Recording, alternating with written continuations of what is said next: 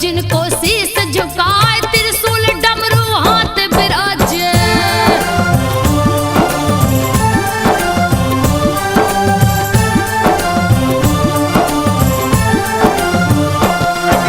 त्रिशूल डमरू हाथ बिराजे, अंग भभूति लियो रमाए, मृग की छाला तन पर सोए, अंग अंग रुद्राक्ष दिखाए, भूत प्रेत सब दूत है जिनके, भंग धतूरा मन को भाई, बसहा भैल की जिनकी सवारी, रहे कुटिया में धूनी रमाए, गोरा संग गणेश भी रहते, विघ्न विनाशक जो कहलाए, कथा सुनाऊं वैद्यनाथ की, सुनो रे भक्तों ध्यान लगाए, कथा सुनाऊं वैद्यनाथ की।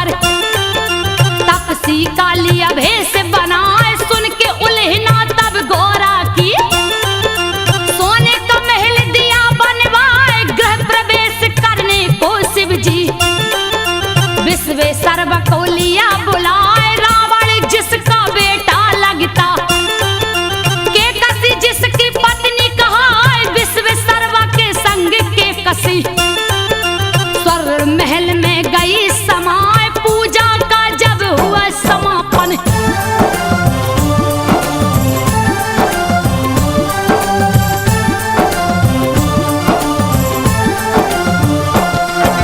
पूजा का जब हुआ समापन, शिव शंभु बोले हरिशाय, प्रसन्न हुआ हूँ तुमसे ब्राह्मण, मांगो दक्षिणा जो मन आए, यही मेरा सौभाग्य है बाबा, मुझसे पूजा लिया करवाए, आशीर्वाद ही बस काफी है, जिससे जीवन सफल हो जाए, फिर भी नहीं माने कैलाशी, बोले कुछ तो ले भाई, पूजा अधूरी रह जाती है, बिन दक्षिणा के जो बामहन जाए, के कसी को तब लालच आ गई,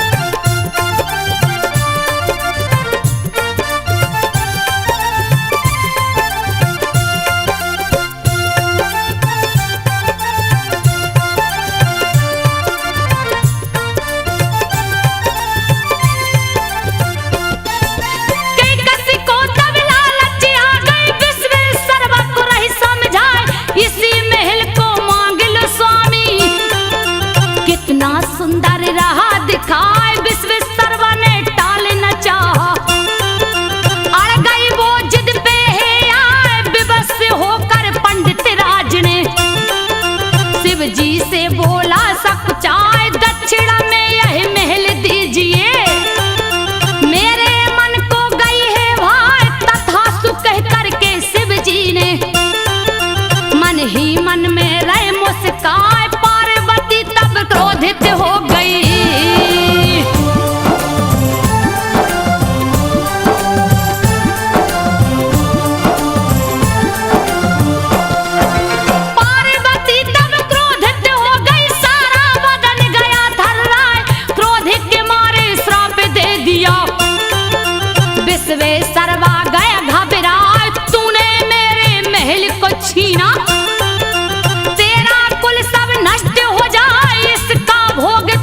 नहीं सकता, चैन न इसमें लेने पाए के कसी रावण को उकसाई।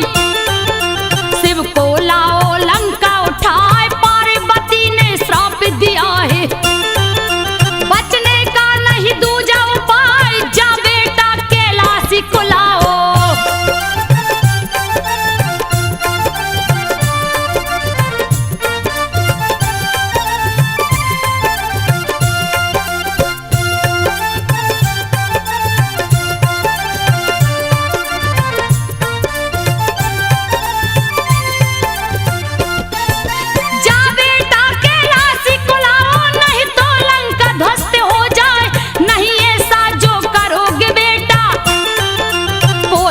कुल में बच ना पाए, सच कहती हूँ तुमसे बेटा, के कसी रावण को समझाए, तुमको शिव है बहुत मानते। शिव को दो प्रसन्न कराए, किसी तरह से जाकर लाओ। बैठी हूँ मैं आस लगाए, चूक हो गई मुझसे भारी, तेरे पिता को दी उपसाए, विश्वेश्वरवा के बेटा रावण।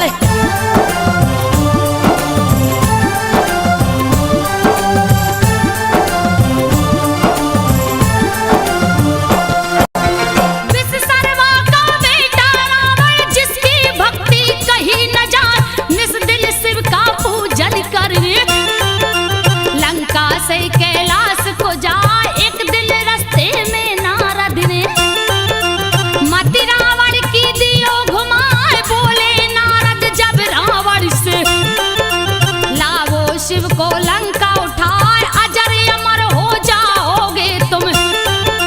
बात गई रावण को भाई, जा पहुंचा कैलाशपुरी में, शिव शंभू का ध्यान लगाए, शिव शंभू थे ध्यान मगन में।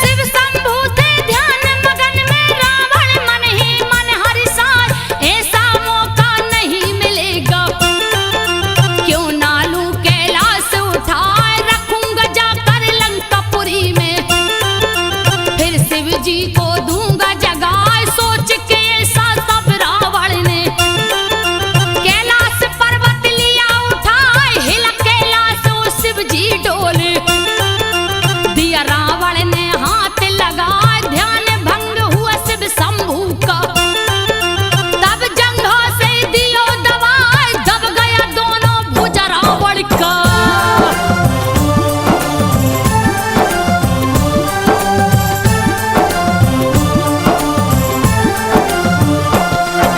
दब गया दोनों भुजा रावण का, दर्द के मारे रह चिल्लाए, वहीं पे नारद जी आ पहुंचे, नारायण का ध्यान लगाए, क्रोध में आके रावण बोला, नारद कोई खोजो पाए, नारद जी तब हंस कर बोले, शिव जी का लो ध्यान लगाए, शिव के कोप से शिव ही बचाए, दूजा नहीं है कोई उपाय, कैसे करूं मैं पूजा शिव का, दोनों हाथ फंसा मेरे हाय, पूजा नहीं तो भजन करो तुम्हें।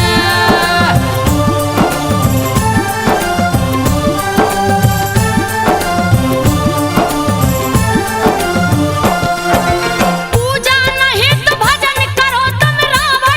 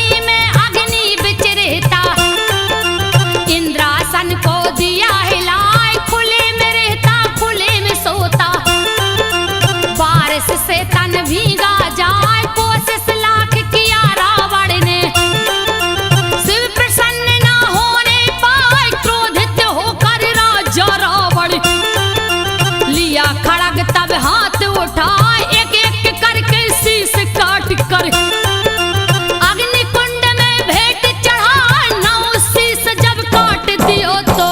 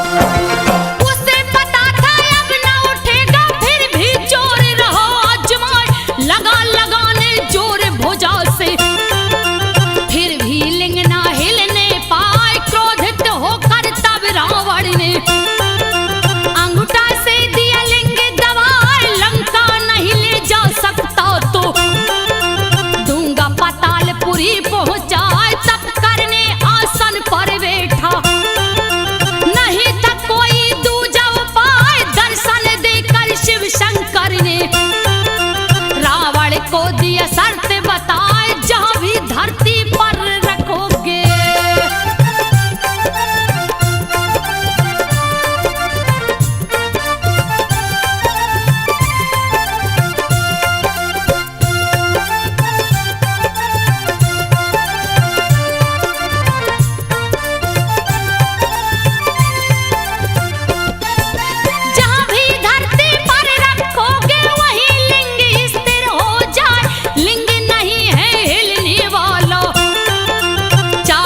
जितना जोर लगा लौट जाओ अब लंका रावण।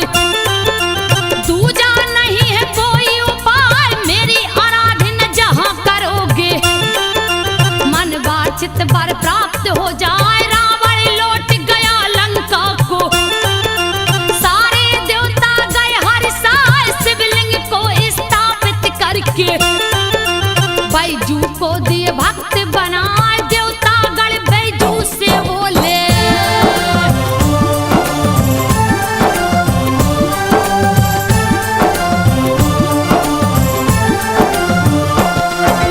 देवता गण बैजू से बोले, जो गंगा जल शिव को चढ़ाए अन्न धन सब दुगना हो जावे। तेरी गैया दुगनी हो जाए, निस दिन बैजू पूजा करता।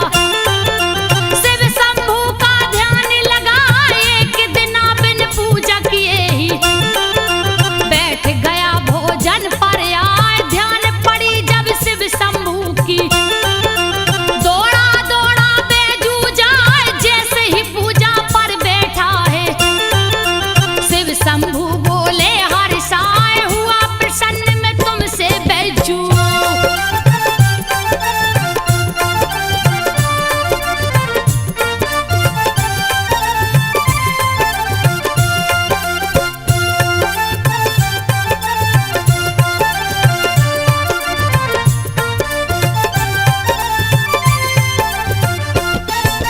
हुआ प्रसन्न मैं तुमसे बैजू, मांगो वर जो दिल में आए।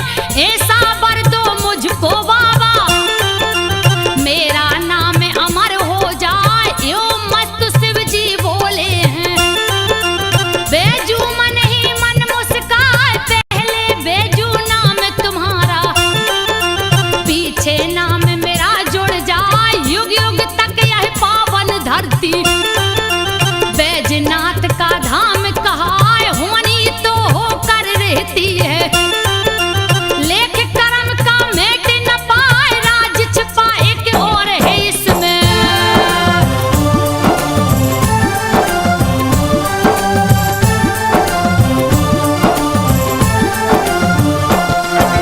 राज छुपा एक और है इसमें। सुनो रे भक्तों ध्यान लगाए, शिव जी के ससुर दक्ष है प्रजापति। यज्ञ दिया है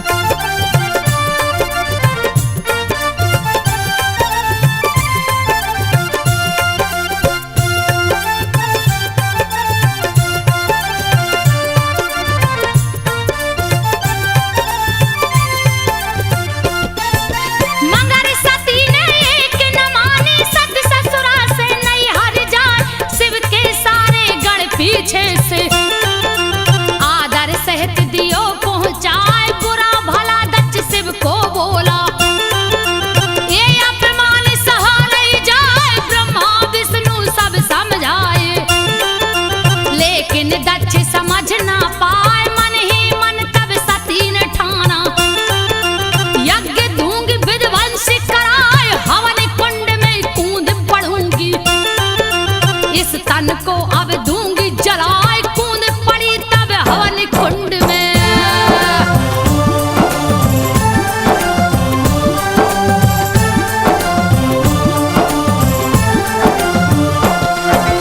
कूद पड़ी जब हवन कुंड में, अग्नि डर से भागी जाए, योगाग्नि को प्रकट किया तब सती ने तन को दिया जलाए, मची तबाही यज्ञशाला में।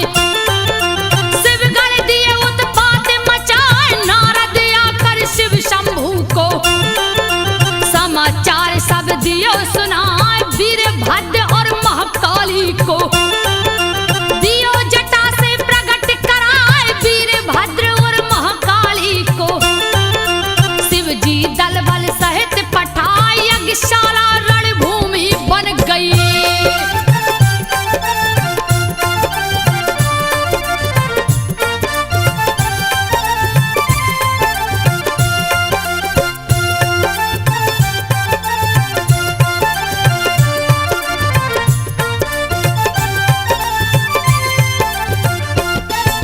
यज्ञशाला रणभूमि बन गई, जिसकी वर्णन कहीं न जाए, काले लगा प्रत्यक्ष नाचने, दक्ष की सेना भागे पराई, शिव के गढ़ सब क्रोधित हो गए, यज्ञ का दिए नाम मिटाए, माया में बसीभूत शिव ने सत्य के शव को लिया उठाए, मोह भंग होके से शिव का देवता सभी समझ ना पाए, विष्णु ने तब चक्र सुदर्शन सत्य के शव पर दिया चलाए, विष्णु ने तब चक्र सुदर्शन।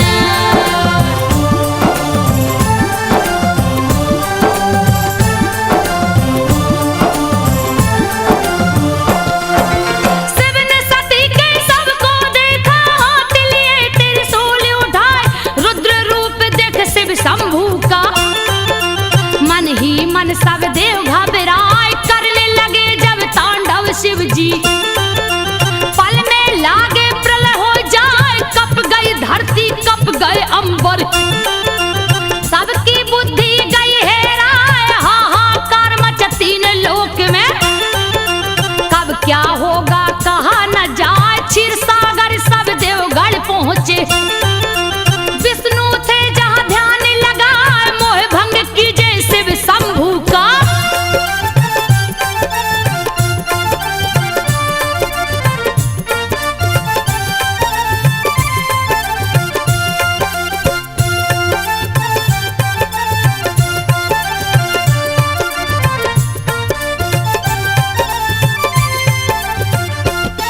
तो मोह भंग कीजे शिव शंभू का, तीजा नेत्र कहीं खुल जाए, जल जाएगा धरती अंबर, जल्दी कीजिए कोई उपाय, बादल गरजे बिजली चमके, हवा बहने लगे साए साए, आंधी तूफान ओला वृष्टि से सृष्टि कहिए ढक ना जाए, सुन के चक्र सुदर्शन धारी, देखा शिव को ध्यान लगाए, गगन में देखा शिव शंभू को, विचरत सती के सबे उठाए, गगन में देखा शिव शंभू को।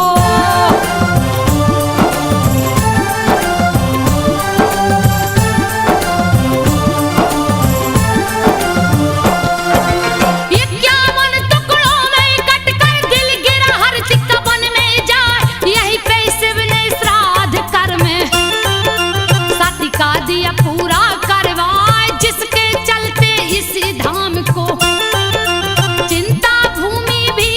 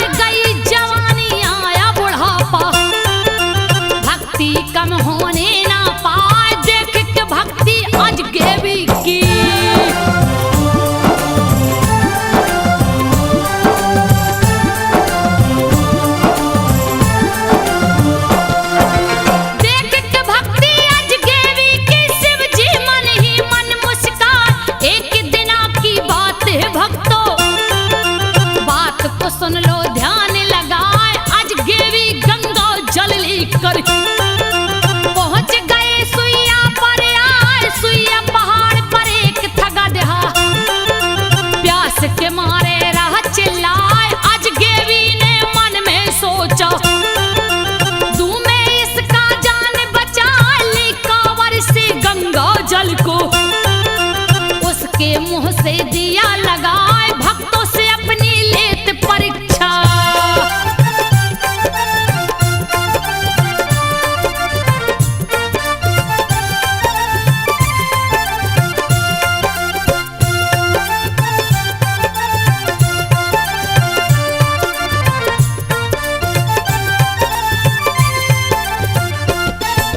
भक्तों से अपनी लेत परीक्षा। शिव शंभू तब हुए सहाय, आज गेवी से बोले शिव जी, तेरी भक्ति कहीं न जाए, तेरी तपस्या हो गई पूरी। वर मांगो जो मन में आए, मैं क्या मांगू हे शिव शंभू।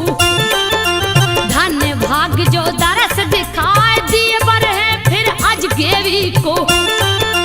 तू आज गेवी नाथ कहाँ, अपरंपार है शिव की महिमा। सुनो रे भक्तों ध्यान लगाए, अपरंपार है शिव की महिमा।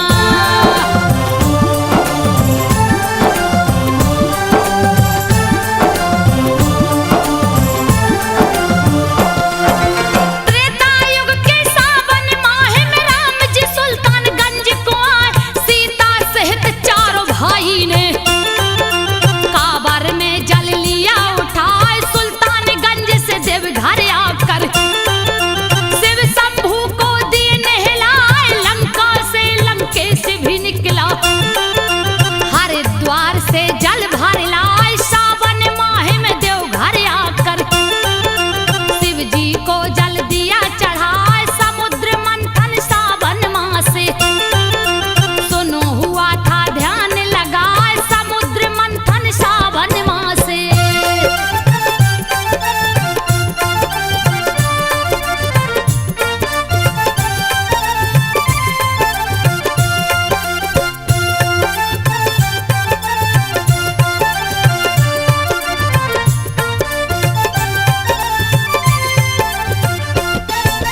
चौदह रत्न निकल कर आया, जिसमें 13 गया बटा। 14 में मैं विष निकला था, जिसे देख सब गए थर्राए। तब शिव जी ने विष को उठाकर अपने मुंह से लिया लगाए। सावन में विष पान किए शिव, जिसकी गर्मी सही न जाए, उनकी गर्मी शांत करन को। सावन में जल सभी चढ़ाए, शुरू हुई कांवर की परंपरा। जिसको सारा जग अपना, जो भी चढ़ाता जल है शिव को।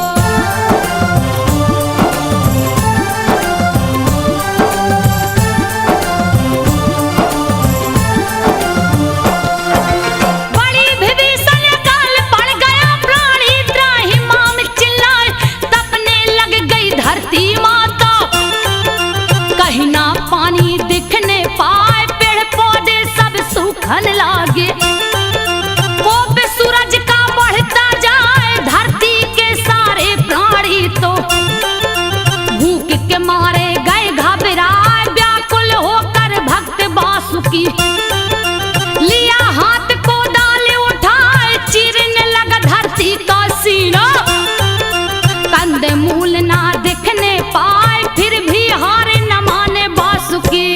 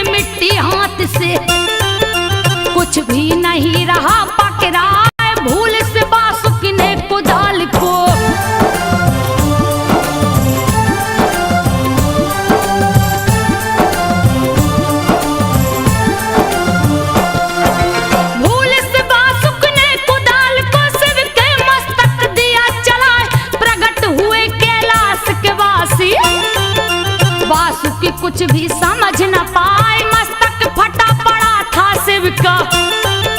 देख के भक्त गया घबराए, डर के मारे थर थर कांपे। कुछ भी उसको समझ न आए, प्रकट हुए कैलाश के वासी।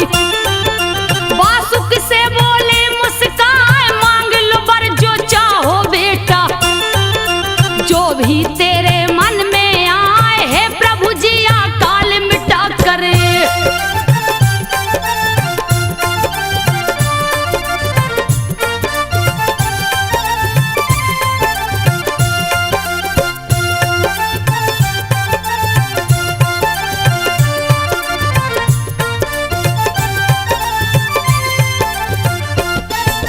हे प्रभु जी अकाल मिटा कर दीजिए पानी को बरसा